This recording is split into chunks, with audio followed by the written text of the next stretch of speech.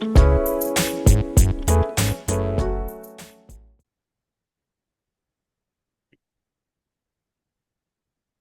in today's session, we have the pleasure of hearing from a very extraordinary author whose work sheds light on the harsh realities of exploitation and human trafficking, while also highlighting the indomitable spirit of those who fight against it.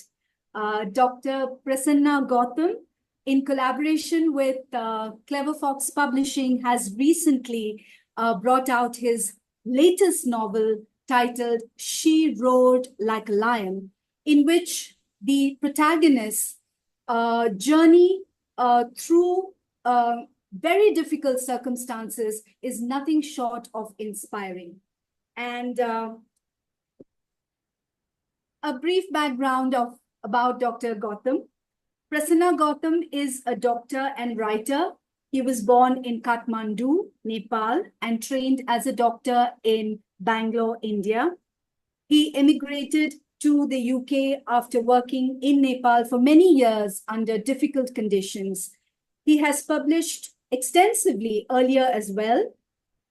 Some of his earlier publications are I Need to Break Your Other Leg, Tales of Medical Adventures and Misadventures, The Ping, an international thriller, modern translation of the Rig Veda Samhita, Volume 1 to 4, Reflections on Contemporary Values, Beliefs, and Behaviors, and The Story of Indian Philosophy. So welcome, sir. Thank you. And it's a pleasure to be conversing with you today. The main female character in your book, She Roared Like a Lion, has to face so many unimaginable difficulties, and yet she refuses to be silent about it, and steps up and fights for what is right. So how do you hope your book, She Roared Like a Lion, will impact the readers?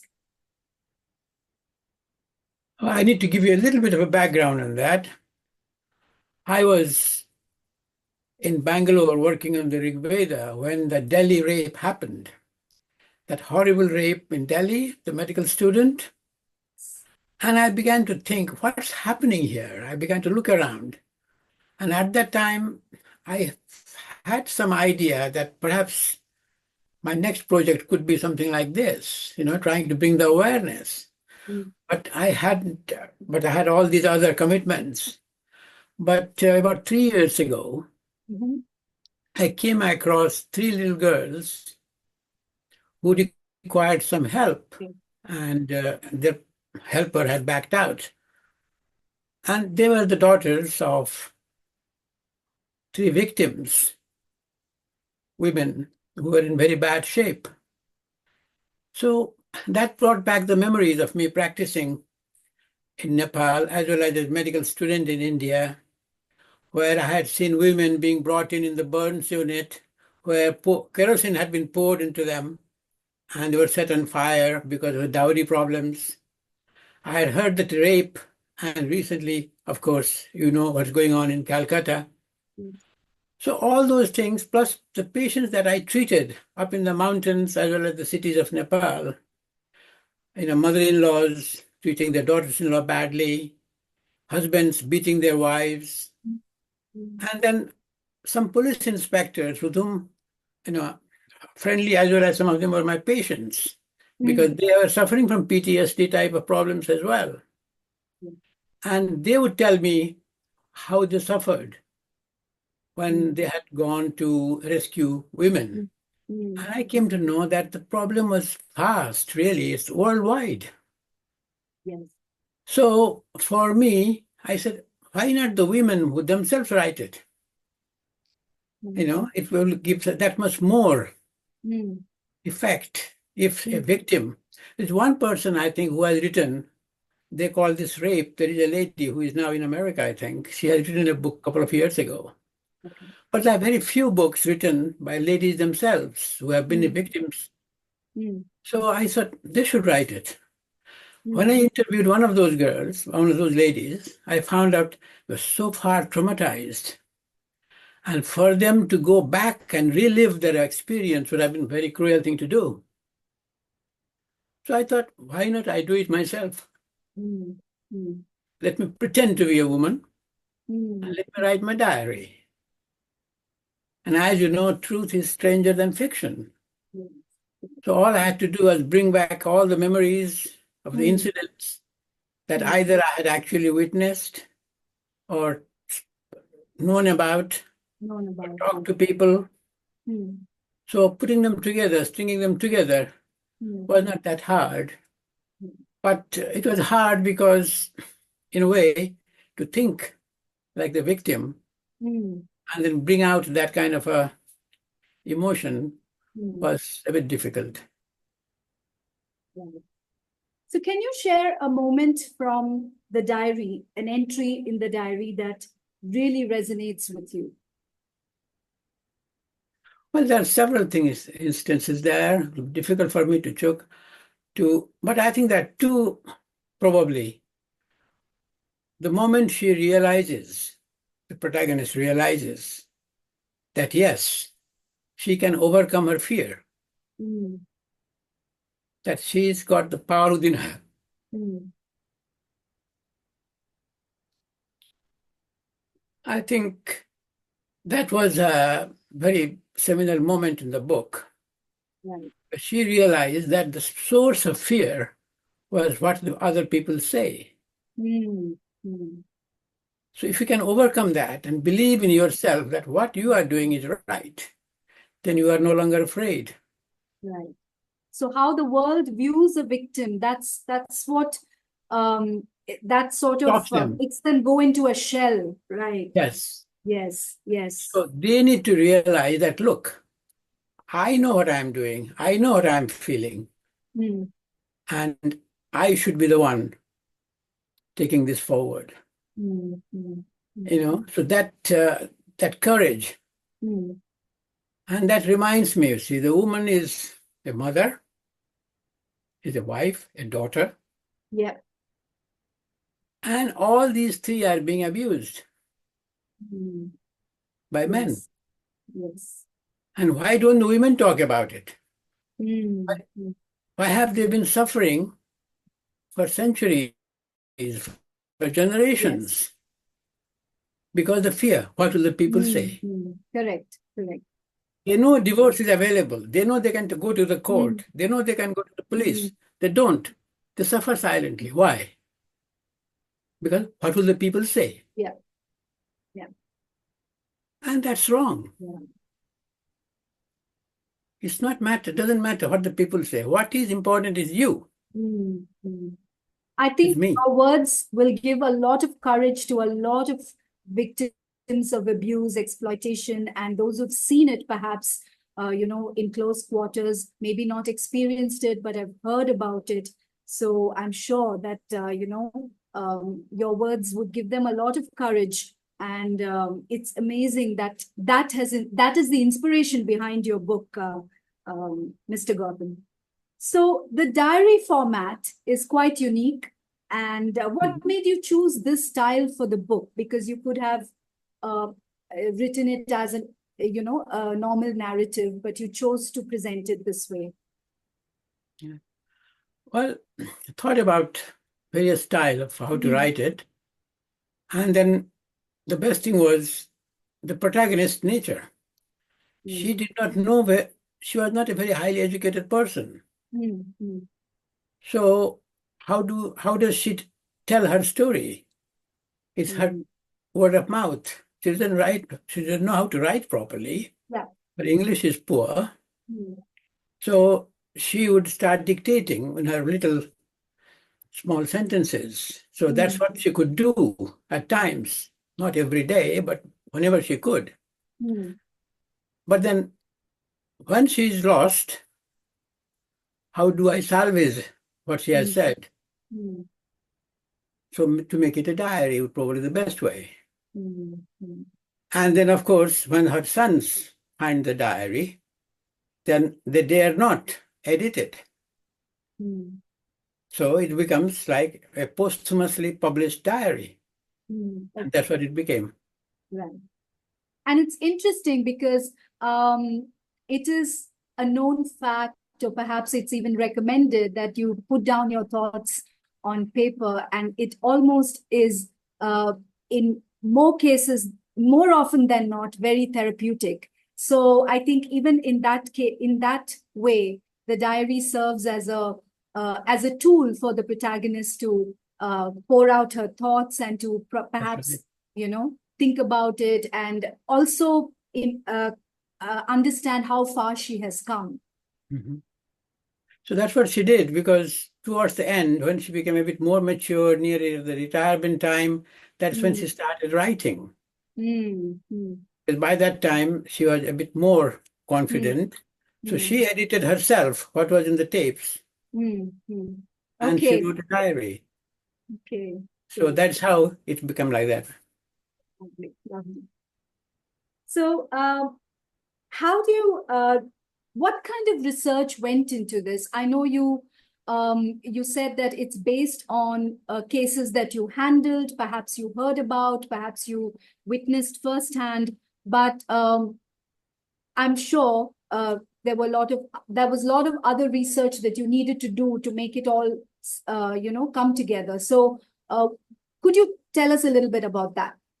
Yes, most of it, the places that I have mentioned there, particularly in India and Nepal, those are the areas where I knew myself.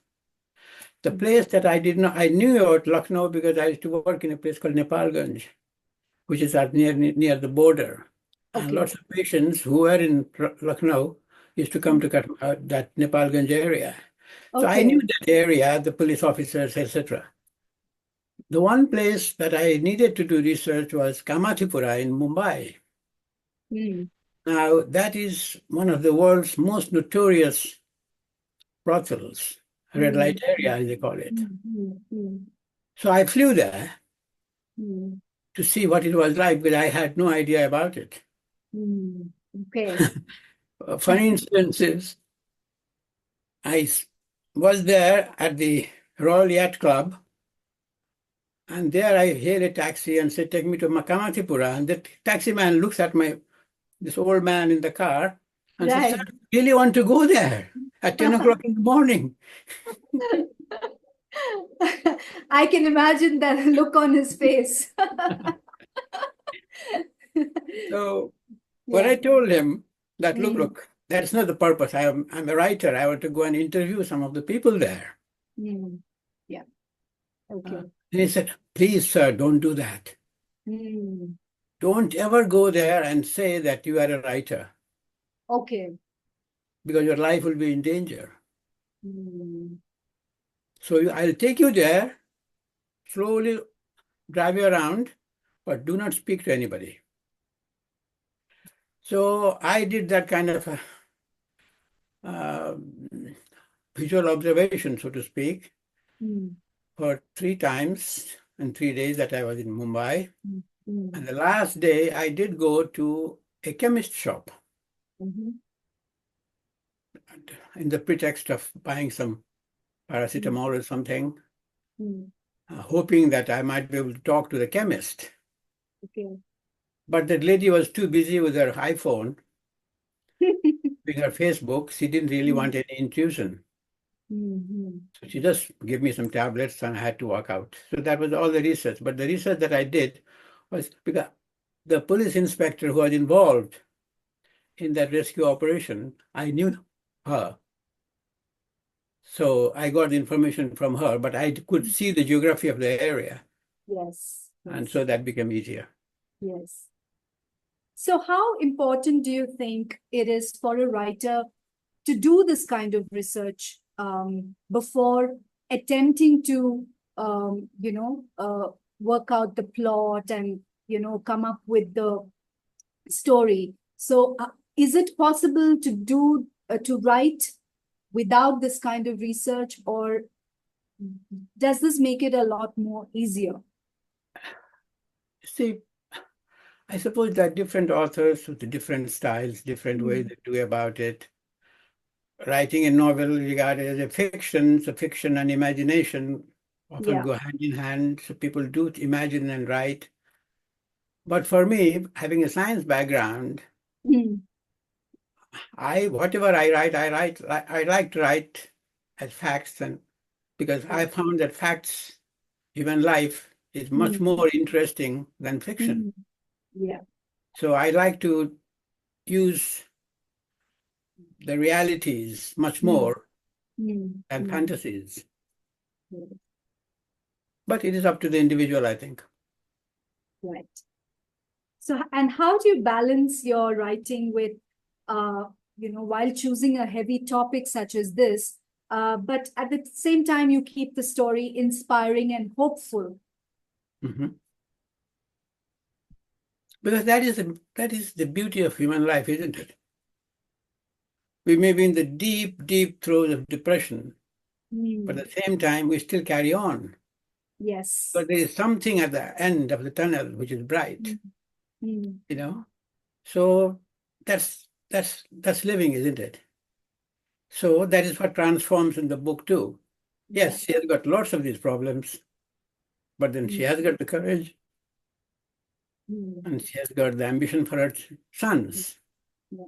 So her sons became her own inspiration in a way, because she had to find some way of doing Hmm. something.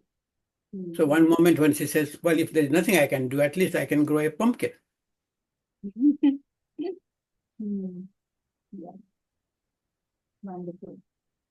So, was there any particular chapter that you found very challenging to write, and that you wrote, rewrote, edited, re-edited?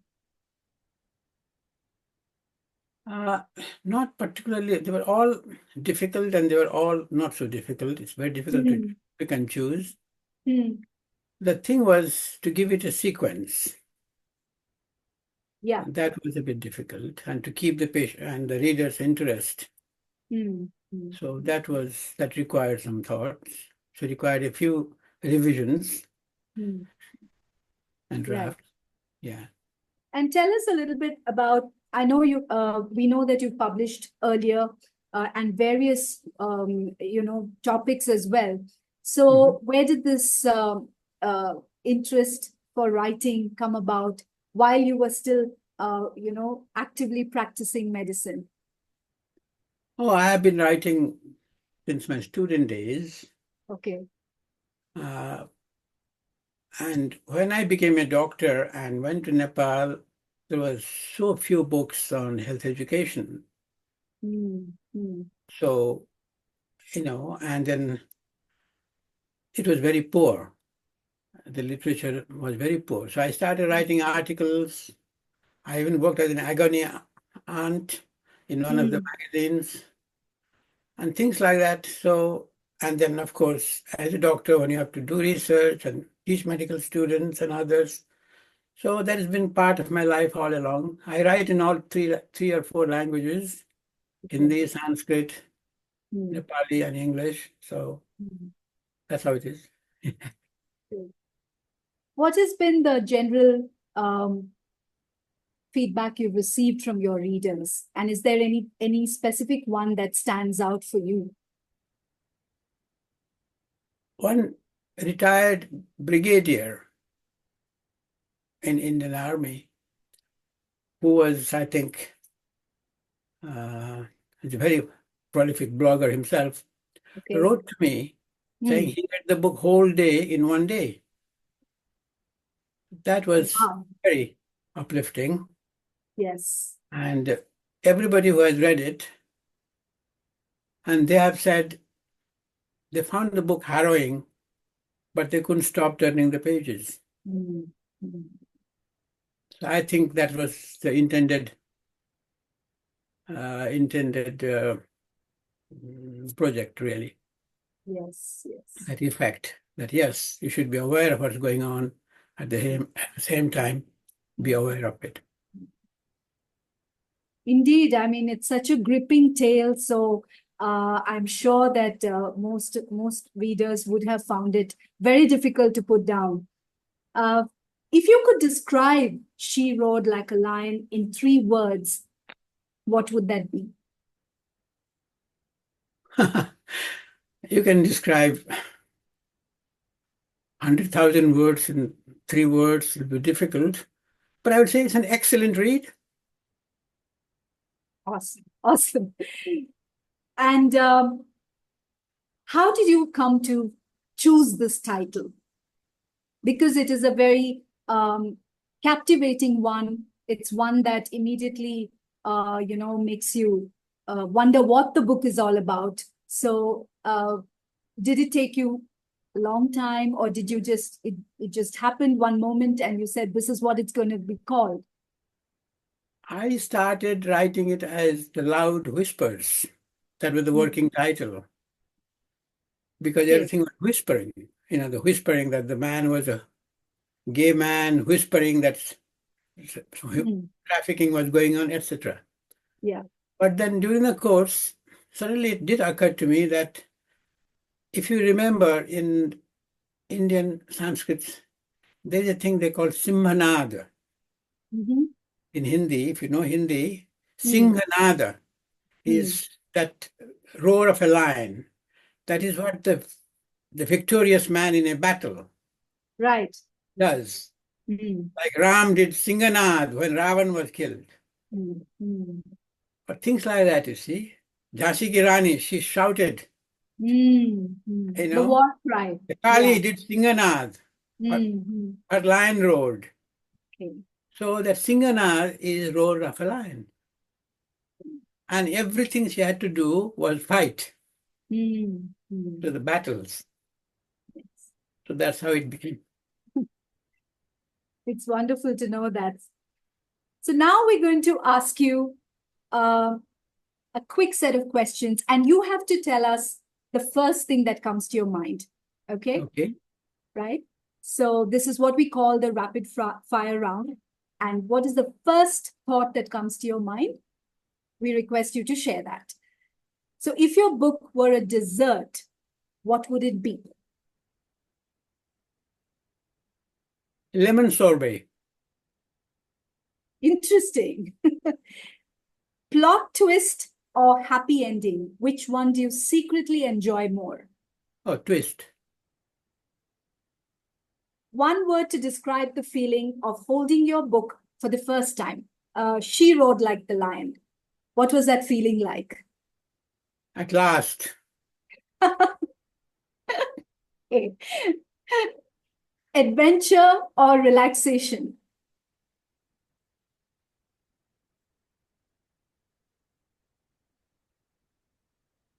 Adventures make me relaxed, in a way. Okay. Yeah. Pen or pencil? No, pencil. Spontaneous or planned? Spontaneous. Okay. Thank you, Mr. Gautam, for this wonderful interaction. Thank you. And we at Clever Fox, we've seen the journey of She Roared the Lion from the time, we collaborated with you until now. And it's a story that is truly inspirational.